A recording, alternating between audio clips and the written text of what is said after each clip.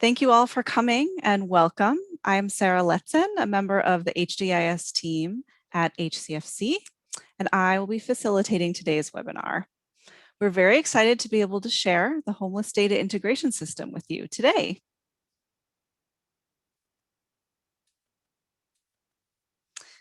Before we get started, we wanted to start by getting a chance to learn a little bit more about who's joining us today. So I'm going to bring up a Zoom poll, and please click on the answers that most closely resonate for you. So you should see a poll on your screen. Please let us know what affiliations bring you here today. A city or county, a personal interest, a private company, a nonprofit organization, a state agency, an academic institution, or some other affiliation. All right, you should see the results of the poll up on your screen. It looks like we have many folks here from a city or county, followed by a nonprofit organization, state agency, and many others. So thank you so much for participating in that poll. We're so grateful and excited to see this level of support from such a wide range of partners. All right, here's the agenda for today's session. We will start with opening remarks from our Business Consumer Services and Housing Agency Secretary. Then we'll hear from our Deputy Secretary for Homelessness about the Homeless Coordinating and Financing Council and how HDIS will strengthen the work of the Council. Then we'll provide an overview of the development of HDIS, followed by how the system can be used and some key takeaways that we've already learned from it. To round out the hour, we'll see a demonstration of the HDIS web pages and leave some time for questions at the end. To begin, let me turn it over to Secretary Castro Ramírez. All right. Well, thank you so much, Sarah. Thank you all for joining us. It is with great enthusiasm and excitement that we welcome you to this public launch of the Homeless Data Integration System. As was mentioned by Sarah, we have been working towards this day for many months and are excited, to be with all of you and to share the work of the Homeless Coordinating and Financing Council, the partnership that we've established with local continuums of care, but more importantly, or equally important, this new data system, the Homeless Data Integration System, that truly will enable us to gain a greater understanding in terms of the scale and the scope of services that are being provided to individuals experiencing homelessness across the state. And we, of course, could not have been able to do this without the significant engagement and partnership of many of you that have joined us today, and specifically of the 44 continuums of care that are working daily, day in and day out, to provide a range of services and support and housing opportunity to the individuals that are coming in through their programs and system to access services. As Sarah mentioned, I am Lourdes Castro Ramírez. I serve as the Secretary of the Business Consumer Services and Housing Agency. And one of the greatest honors of serving within the Newsom administration is also my role as the chair of the state's Interagency Council on Homelessness, known as the Homeless Coordinating and Financing Council. I know that a few members, or maybe all of the members of the council, are joining us for this public launch, and so just want to take an opportunity to acknowledge their leadership and participation on the council. The council oversees the implementation of the Housing First guidelines and regulations, and we're basically focused on coordinating across departments and systems, identifying resources, benefits, and services to prevent and end homelessness in our state. Today, I'm pleased to join our Deputy Secretary Homelessness, Ali Sutton, along with our executive officer, Julie Lowe at the Homeless Coordinating and Financing Council, to share with you this new critical resource that will be available to help inform the work that is taking place to prevent and end homelessness through the homeless data integration system. As I mentioned, this is the first statewide database system of its kind. It integrates data from all 44 continuums of care. It will enable us to gain greater clarity about the local homelessness systems and services, and really help shape and inform the policy decisions and programmatic decisions that we're making at the state and at the local level.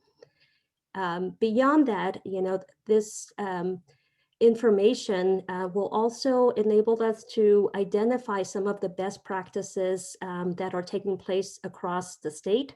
And, I don't want to steal any thunder away from Ali or Julie, but I do want to, pull out, two key insights that we are able to see now that we have this sort of aggregate collective data through HDIS. First, you will see, and both Ali and Julie will speak more to this, that in the course of a year, in the course of 2020, the HDIS system shows that 91,626 people were able to successfully attain support and access permanent housing in 2020. Secondly, you will also see, based on the aggregate data that HDIS provides, that between 2017 and 2020, the number of people that were served through the various homelessness prevention services in the state more than doubled. This is again sort of a testament to the homelessness response system across the state, but also to the capacity of our partners at the local level. And just, one last point that I think is important to not, for me to mention and to not miss is the significant effort that went into developing and establishing and lifting up this HDIS system, the significant effort from our staff, from our team.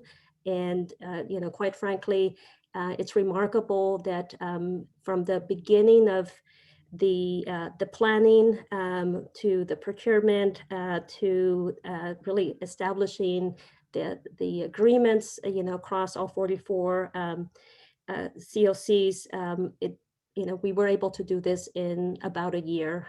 We began aggressively moving into planning mode in April of 2020 in the midst of the pandemic, and we're here today, almost a year later.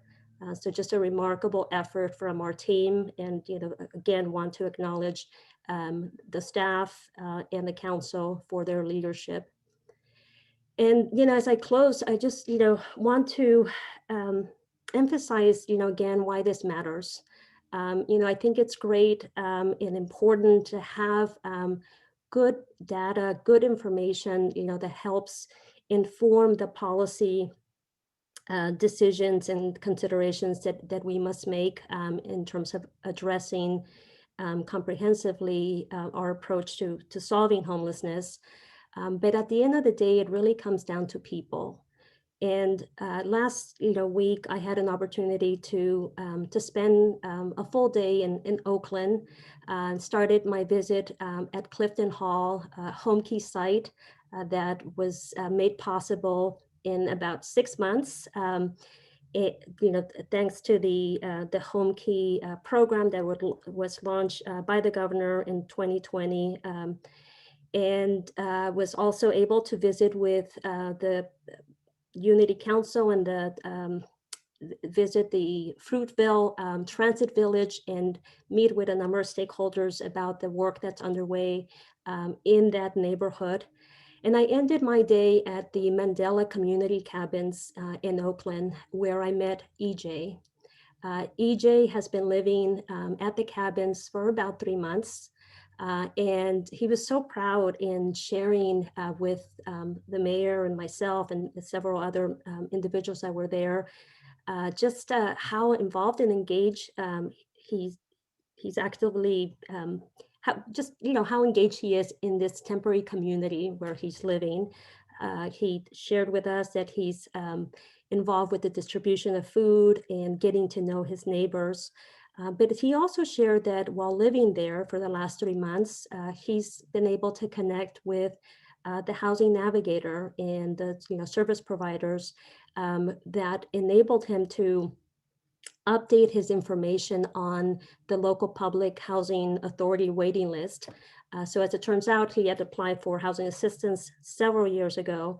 And that, ability to have support with updating and getting his information current led to just the Friday before I met him, he had received a call that his name was off the waiting list, and that the housing authority was ready to begin the eligibility process to provide permanent housing assistance. That story that he shared lifted my spirits, lifted the spirits of everyone there, and it was really a reminder of the work that we're doing at the end of the day is about people, and it's about ensuring that we understand what service providers, what continuums of care are doing at the local level, what level of support do they need from us as a state, what are the success stories, and what are the best practices, but also what are the gaps and the challenges. And I have much confidence that this HDIS system that captures the collective work of what's happening across the state will give us greater insight into what's working, into how we may be able to expand on these best practices, but also, the ability to be able to double down in areas that need more sort of targeted approaches or solutions. So again, reminder that the data reflects real people and real lives. And again, want to sort of just appreciate the many individuals that are part of this effort and that have made this HDIS system possible.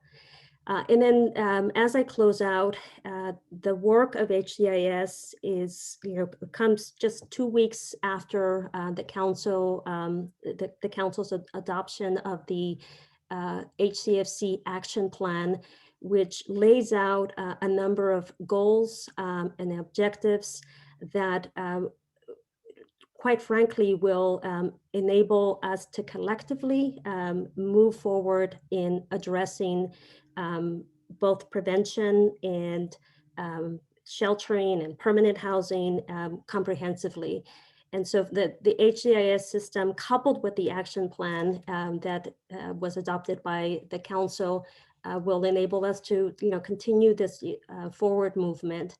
And of course, it goes without saying that we recognize that solving homelessness is that there's a lot of complexity, that there are a lot of moving parts, and it really requires all of us working together. So with that, I'd like to again thank you all for joining us. Do want to again express appreciation to the council, to the staff, to the governor's office, to the many state partners, including government operations, the Department of Technology, our staff within the Business, Consumer Services and Housing Agency, and the continuums of care that have entrusted us and joined us in this effort to produce the first statewide homelessness data integration system. Thank you again for joining us. I will now turn it over to Deputy Secretary Ali Sutton.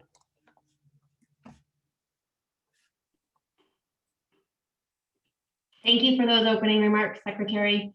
I am so very proud to share the homeless data integration system with you all today. HDIS, as the Secretary mentioned, has been pursuing the building of this statewide homelessness database for over a year now. But after over a year of planning, what culminated actually is a remarkably fast 15-week build in which we have successfully stood up the HDIS system. I am confident HDIS will help us to meet our mission and will be a model of transparency and accountability in our pursuit to prevent and end homelessness across our state. The system will go live today following this webinar, and are very eager and welcoming of you all to continue to dive in and learn more. We planned this release, as the Secretary mentioned, intentionally as a companion for the HCSC action plan for preventing and ending homelessness in California. That action plan we see as our roadmap for where we are headed in our response to homelessness. And HDIS will now allow us to really meaningfully measure what matters in our pursuit of our action plan goals. For those of you who are not as familiar with the Homeless Coordinating and Financing Council's work, our role is to serve as the state's subject matter expert in homelessness policy. We oversee the coordination of services to prevent and end homelessness across the state. Because California is proudly a housing first state, we recognize that safe and stable housing enables individuals to focus on and achieve our other longer term aspirations. It is with this housing first lens that we are launching HDIS so that we can improve and come to a shared understanding of the kinds of services that are leading to successful permanent housing outcomes for people experiencing homelessness across our state.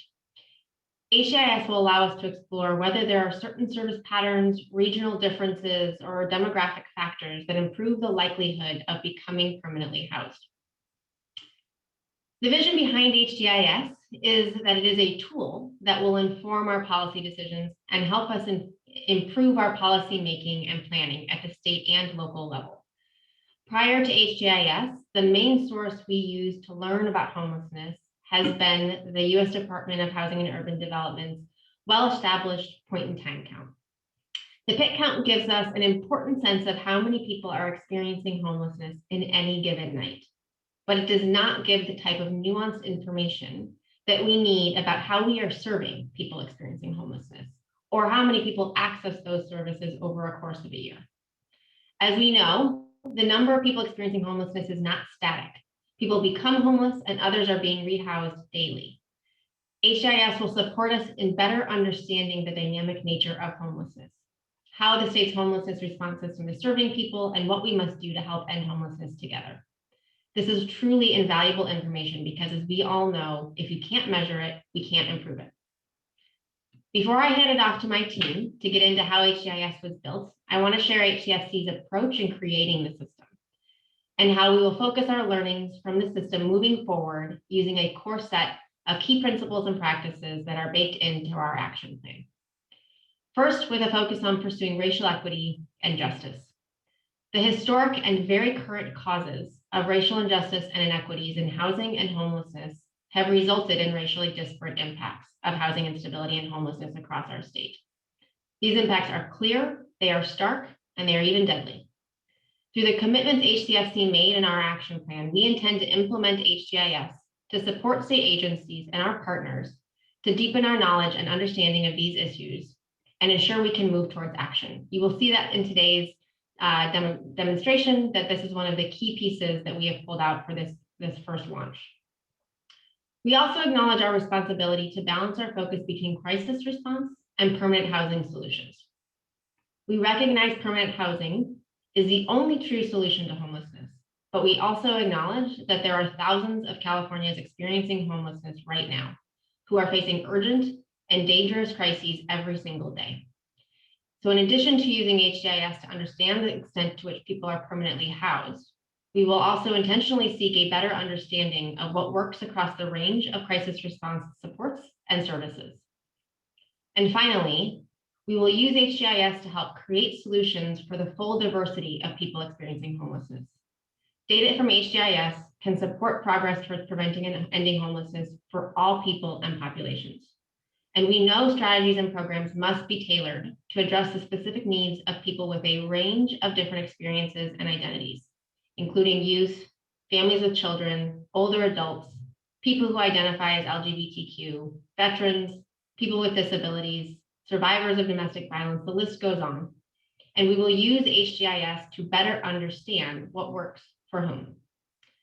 So with that, I understand you all must be eager to learn more about how HDIS was developed. So with that, I will turn it over to Nader Afzalan, our HDIS manager, to provide some of the details about the project. Thank you, Ali. Hi, everyone. I am Nader Afzalan, and I will briefly explain where the data within HDIS come from and how we build the data warehouse. In addition to the information that I'm about to share, we will share a brief demonstration video towards the end of this webinar. We will be also launching later this afternoon, so you'll also get to explore for yourself shortly. Very exciting to say that for the first time, the state and our local partners have a picture of the full system and not only individual parts. Statewide, there are 44 regional planning and funding entities referred to as continuums of care, or COCs, that organize a range of efforts to provide services through local providers. HDIS captures and integrates data from these 44 local systems. The data collected in HDIS include demographics of those who have access services and experience homelessness. These include information about age, gender, race, as well as how people access services throughout the state and which services they receive. Through a data sharing agreement with all 44 COCs in California, we integrated data from the last 4 years about people accessing homelessness services into a single data warehouse. HDIS system is secure and is capable of automatically ingesting the data in minutes. And this process includes, of course, advanced data quality checks. Once the data is ingested, they are cleaned, standardized, and deduplicated. And the system complies with standard security requirements and protects privacy considerations of working with personally identifiable information, or PII. The data warehouse allows us to develop storytelling tools and dashboards, which you will see some of that in a demonstration at the end of this webinar. At the same time, it allows HCFC's research team, our team, to conduct in-depth and ad hoc analysis to provide the state with new abilities to understand how our homelessness response system is serving people experiencing homelessness. It's been a complex task, as you can imagine, to compile and deduplicate hundreds of thousands of records submitted by COCs across the state. But we're proud to share the system with you today, and we're very confident in what we have built. For those of you interested in learning more about the backend development of the system, we have created very simple infographics to explain this process to you. You will find those infographics on the HDIS website. We have built the HDIS with the capability to eventually integrate other state-level data to better understand other social benefits and services being accessed by people experiencing homelessness. In the meantime, we are focused on the expansive uses of this system as it stands today. I imagine you're quite interested in learning about what we have learned so far from HDIS. So with that said, I'll turn it over to HCFC's Executive Officer, Julie Lowe, to talk about some of the key findings and takeaways from the system today. Good afternoon, everybody. I am sharing the new insights that we've already learned through HDIS. HDIS offers new information that has never been available about Californians experiencing homelessness and the services that make up the system of care in California. HDIS is powerful. It shows our successes and it gives us insights into where we can strengthen California's homeless response system.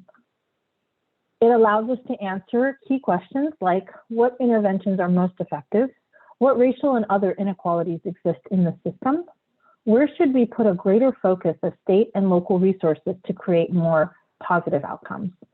The path towards ending homelessness requires clarity to understand the dynamic nature of those who we serve and the full diversity of needs that people experiencing homelessness rely on. Next, I'm going to walk you through the first set of data visualizations that we'll be making available on our website later today in this first release. The first topic explored was around how many people access services and what happens as a result. The system allows us to generate statewide counts of the unique number of people accessing services, and we learned that over 248,000 people experiencing homelessness access services throughout the course of the 2020 calendar year. This includes a range of crisis response, sheltering, transitional housing, and other services that we hope connects people to permanent housing. In addition to the number of people who experience homelessness that we served, the data also revealed that over 91,000 people, nearly 4 in 10, or 37% to be exact, moved into permanent housing. In the spirit of not moving past the headline, I want to reiterate that last year, in the midst of shelter-in-place orders and a global pandemic, local homelessness providers across the state helped 91,626 people experiencing homelessness move into permanent housing. We are able to determine this because of the data we integrated into HDIS. That data includes information about whether people served by the system were able to move into permanent housing. Prior to HDIS, that information was siloed across 44 COC HMIS systems. We also dug further into the types of services that local response systems across the state provided, which includes information about the ways in which local providers work to prevent homelessness. California has significantly increased homelessness prevention services. So in 2020, just over 32,000 people received homelessness prevention assistance across the state. This translates into serving 2.5 times more people in 2020 compared to 2017, to give a sense for how much that increase has been. Prevention interventions include services as well as short-term financial assistance. And this expansion in recent years surely saved lives in 2020 by reducing the number of people seeking shelter during a global pandemic. And to build off this topic of better understanding services that were provided, we took a closer look at the efforts of COCs across the state in 2020. As many already know from being a part of the vast network of services that make up our system of care, the data we pulled from HDIS told us that in the face of the public health crisis, resources and efforts of the system in the past year were particularly focused on preventing immediate harm. Local providers responded to the COVID-19 pandemic by increasing street outreach and emergency shelter. In 2020, street outreach services reached nearly 130,000 people, which was a year-over-year increase of 13%. Similarly, more than 18,000 people accessed emergency shelter in 2020, an increase of 12% over the prior year.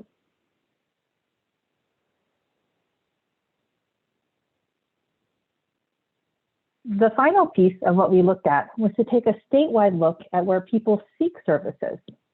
So instead of looking at one particular jurisdiction, we took a look to see if there were patterns to people experiencing homelessness accessing services in different jurisdictions. We learned that in nearly all instances, 96% or 96% of people who access services while experiencing homelessness did so in only one California jurisdiction. This does contrast some theories that individuals experiencing homelessness travel around the state seeking services. As you can imagine, much more can be studied on this particular topic and the other topics that we shared with you today.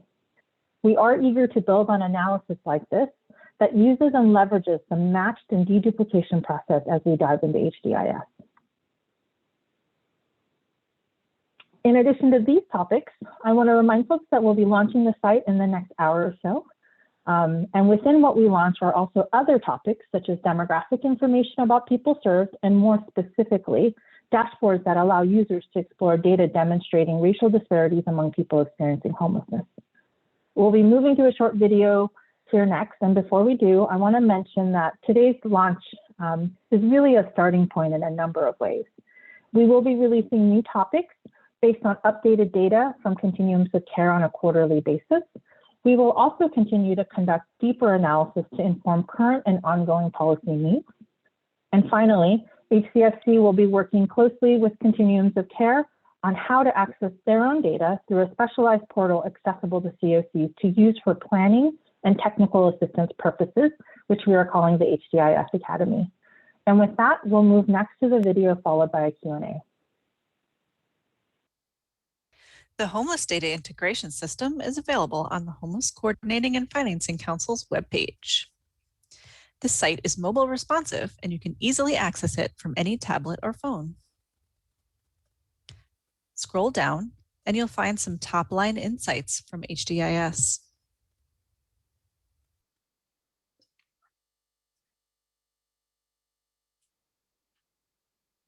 At the bottom, you'll see 4 entry points to delve deeper into the data. On the first page, you can explore how California has responded to the homelessness crisis and how many people got help. On the second page, you can understand the diversity of people served by the homelessness response system.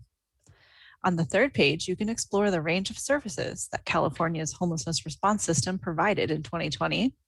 And on the fourth page, you can learn about how people seek services in one or more areas. These pages include static and interactive data on the people and services of California's homelessness response system. We'll look at one of them as an example in this video. Let's click on demographics of people who were served. This takes us to a page with 2 interactive visualizations on the demographic characteristics of people served across California. Other pages will have data on different topics. In this first visualization, we see detailed breakdowns of demographics of people experiencing homelessness. For example, race, ethnicity, and others. The interactive visualizations include options to filter the data, this one by years and by geography.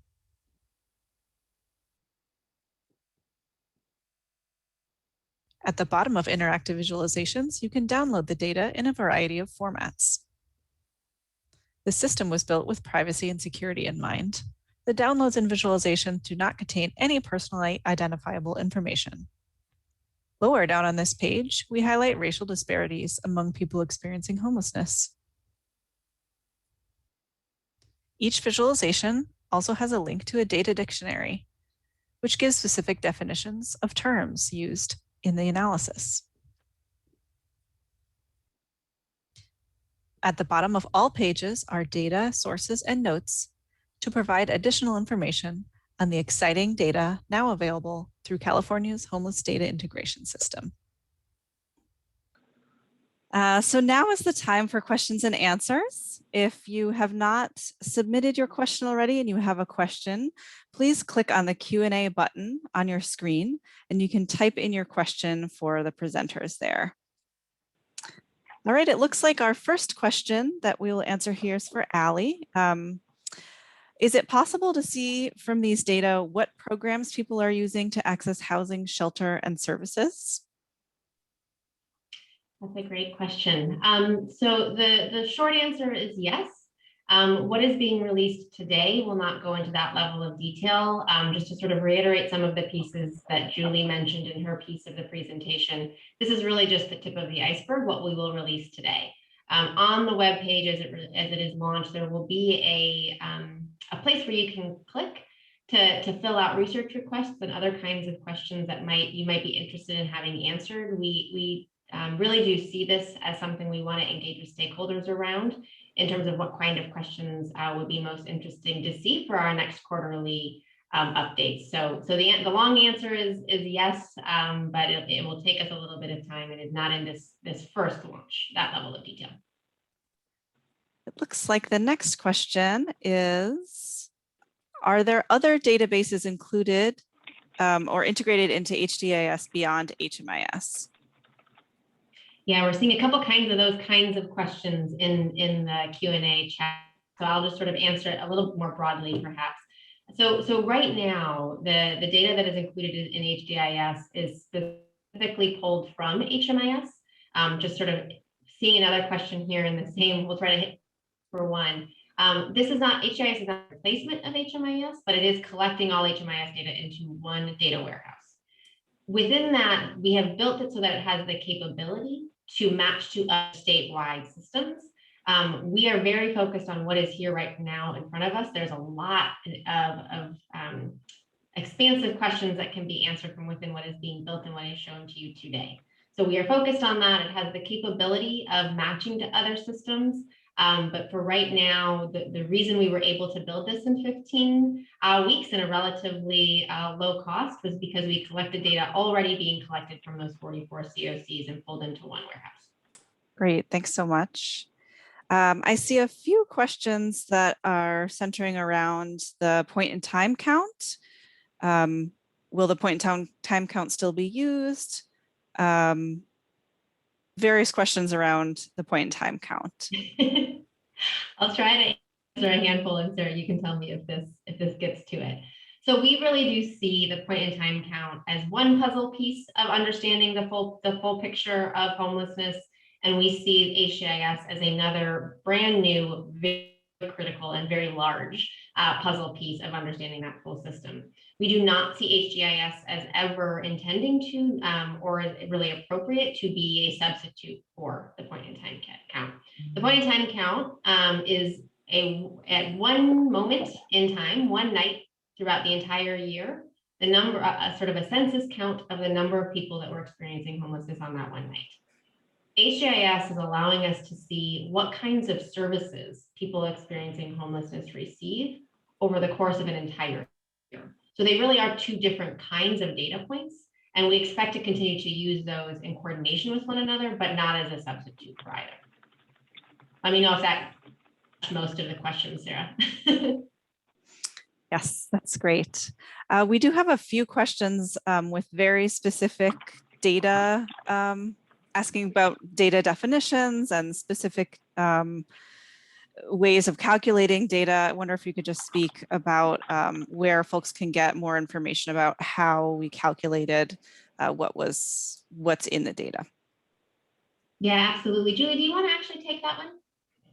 Sure thing. So this was partly thwarted by the slow video, but one of the things that's built into all the pages that we'll make available and the visualizations are pretty detailed definitions, as well as notes on how we calculated, defined, used a lot the data. Many of the definitions we use do follow what folks were using and do follow the HMIS pattern. So things like services, we tended to align with that in the ways possible through working with HDIS. So I would say for any technical questions about how we calculated some of those figures, I would defer to the site, which will be live pretty soon here. At the top of every page is a data dictionary button, as well as notes. Great, thanks so much. There are a few here about data integrations and where folks might be, where the system might be going next, that I'll pitch to you, Allie. Yes, I'm trying to skim through these real quickly, but I will just kind of sort of where the system intends to go next. So what we're launching today, and maybe this will sort of cover a couple of the questions I'm seeing here. All of what we just showed you will be publicly available on our website later this afternoon. It includes interactive data. It includes the ability to have those sort of data dashboards and play around with them, the data yourself. What is there is sort of what we said today is public and will be available for everyone to see and play around with later this afternoon. The exciting part, though, of what we're launching is this is truly just the beginning. This is just the tip of the iceberg of what this system can teach us and what we can learn from it. And so quarterly, we will be intending to do additional interactive data tools, as well as much deeper dive analytics with our HCFC research team around what the system is teaching us more intensely and sort of at a deeper level. That will be happening quarterly. We are also getting updated COC data on a quarterly basis, so those are tied together. I think that answered a handful of those kinds of questions of where we're headed. I know there's a lot of kinds of questions about what kind of access will we have to things. You know, what is there publicly right now is obviously for everyone to use. We have to be quite, the data use agreements we have with our really fantastic COC partners is around, we have to be quite careful about what we can share from to ensure we are not causing any challenges with personally identifying information and data security. That doesn't mean that you can't ask HCFC a question, that we can do the analysis of that deeper level data on our end and provide answers. I can't say that's going to be immediate or incredibly quickly, but it is something that we are eager to be partnering with, and you'll see that as sort of a piece of the website that's launched today, an opportunity to ask those kinds of questions and engage with HCFC on the kinds of questions you might want more detailed answers on. Great. I see some questions about basically about how the COCs contribute data to the system, sort of how the data gets connected between COCs and HDIS.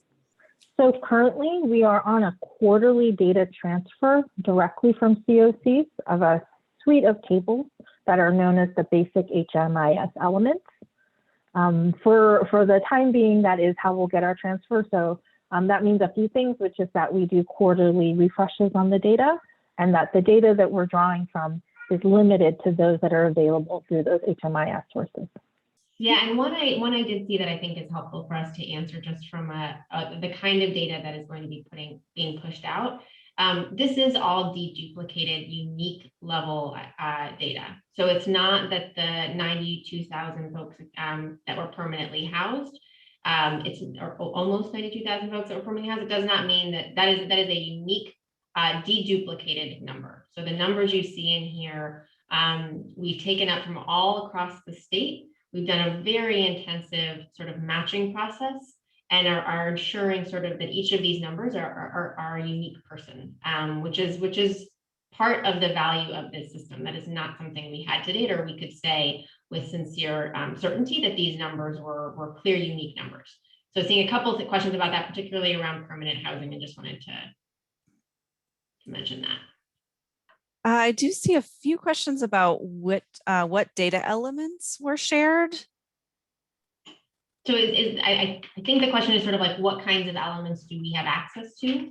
So it's all of HUD's universal, without getting too wonky, it's all of HUD's universal data elements. And so these are elements that HUD, the U.S. Department of Housing and Urban Development, have required the continuums of care across the state to collect in a uniform way. And so we have all of those data elements in a uniform way across all of those 44 continuums of care. And so that is the access level of data we have right now. To be able to say something statewide, we needed that universal data to be consistent. And I'm seeing a couple questions there just real quickly about filtering findings based by COC. So as folks will see in what is launched today, a good chunk of those are actually filterable, if that's a word, by the COC and also by the year. So you will be able to see from the interactive dashboards that exist on the site or will exist on the site here momentarily, you will be able to look at 2017, 2018, 2019, 2020, as well as across all COCs for the majority of those interactive dashboards. That is something we as we continue to do quarterly launches, we'll continue to do where it makes sense, and we're able to from a numbers of a data security standpoint. Can I ask Julie if you will share just a little more information on the CLC Academy and how we sort of envision and intend, to bring CLCs together around conversations regarding this data? Sure. So I think we mentioned a few times just our level of gratitude towards COCs in building this. We are using their data to build HDIS, but in addition to that, we are launching HDIS Academy, which is a way for us to work alongside our COC partners to be able to get to know the system and to learn how to use the data in a way that makes sense for individual jurisdictions in their planning purposes. We did have the fortunate, we were able to preview the system for COCs this morning. And many of the things that were coming up in terms of where the system might go next or how folks might be using it, it sort of ran the gamut. But a couple of things were, being able to have data to compare to at the state level as a benchmark. So lots of COCs currently might have access to their own data, but have no comparison point otherwise. And so HDIS allows that to happen. A couple other things that folks were mentioning this morning is the ability to have the summarized information that they can just easily share with folks and their stakeholders.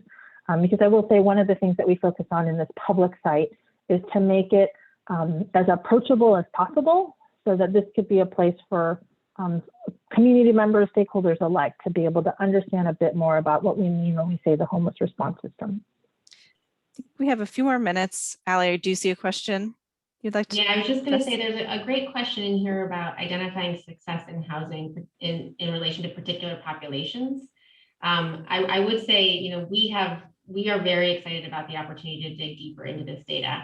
And so one of those pieces that we really see ourselves focusing more on in the next quarter is looking at that 91,636, I believe it is, people that were permanently housed last year, and trying to understand the diversity of folks within that total number. How many of those folks were veterans, were folks that were families, were youth, and what can we say, if anything, about the services that allowed them to become permanently housed? So really looking at that number at a deeper dive and trying to understand, to our point earlier, of what is working for whom at a subpopulation level. So absolutely, that's very much on our radar, and we're eager to dive into that kind of data. There are many congratulations and notes about how amazing this is, and thanks for all of this. Just wanted to pass that along. Thank you all. Okay, I think we might have time for maybe one or two more questions. There are quite a few questions about how to access said public pages that we'll make available very soon. Sarah, if you just go to the next slide, I think we have a slide, is that right? Yes. Oh, there we are. So that first URL. And if you want an easier way, you could just Google HCFC, go to our front page, and there is a huge link to HDIS. What is currently up there at this very moment, so it's coming soon. And so shortly after this this call, we'll be getting our ducks in a row to make that site live. All right, let's see. I see we are coming up on the end of the hour here. I do want to be cognizant of everyone's time, respectful. So I think that will have to do it for today. Apologies if we weren't able to get to all the questions, but we do have them, and it's really great to see such interest in HDIS. Thank you so much for your participation and submitting those questions. Please feel free to use the links up on the slide for more information, including the link for questions if you have them that we weren't able to answer, or any other questions. HDIS@bcsh.ca.gov is the email address for you to use. And with that, we will conclude this webinar. Thanks so much for attending, and we hope that you have a great rest of your day.